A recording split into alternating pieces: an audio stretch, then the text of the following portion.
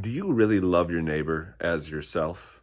That's a question Jesus asked his followers, and it's a question that we have to ask ourselves. So the question is, do you really love your neighbor as yourself? Or as we might say here at this time, are you for others?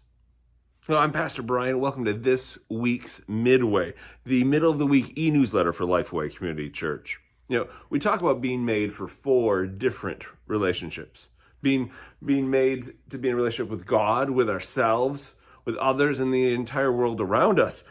And the last couple of weeks, we've been looking at and answering these questions. Am I for God? Am I for myself? And this last Sunday, we started answering the question, am I for others? Now, it can feel like an easy question to answer, but oftentimes it's not really that plain. Really, the way that God looks at it is that you are on a spiritual journey, a journey of growth, of maturity. And the epitome of that maturity is when you can love other people. The church, we see throughout the New Testament, the church is sort of the demonstration, the place where we train and demonstrate that we're actually able to love others. But unfortunately, a lot of churches are torn apart over issues of music and, the style of just even clothes that people wear, and what are the rules for the church. It seems like we still struggle even to love the people in the church. So how are we going to love the people outside the church? So that's what we're talking about right now. And so I asked for you for this next Sunday, read 1 Corinthians 13.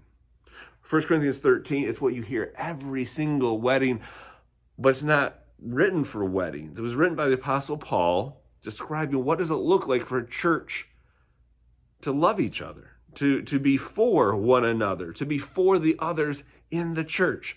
So for this Sunday, I want you to read 1 Corinthians 13. Now, I will not actually be here. We are going to have a guest speaker, Randy Morgan, the venerated former pastor of our church. He will be here speaking, but still read 1 Corinthians 13. So I want you to be asking yourself, am I really for this church in the way that God wants me to be?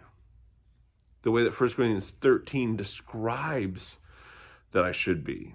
Am I really for this church? That's the question you need to be asking yourselves. Now, make sure you're putting a few things on your calendar. All right?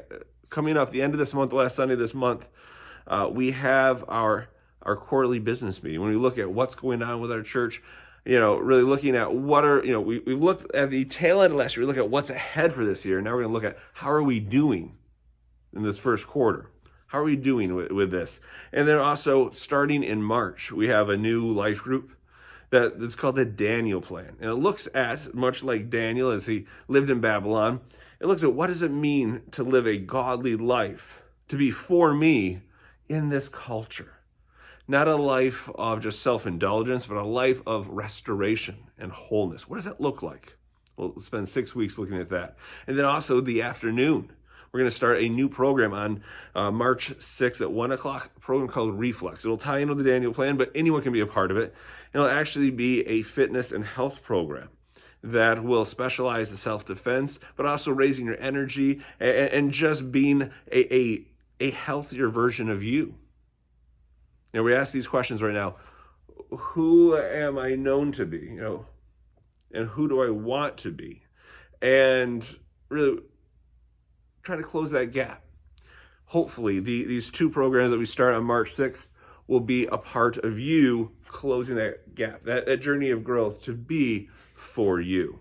So, I will not be here this Sunday, but Lord willing, I will see you the following Sunday. Have a great week with Randy Morgan, and I will see you a week and a half from now. God bless.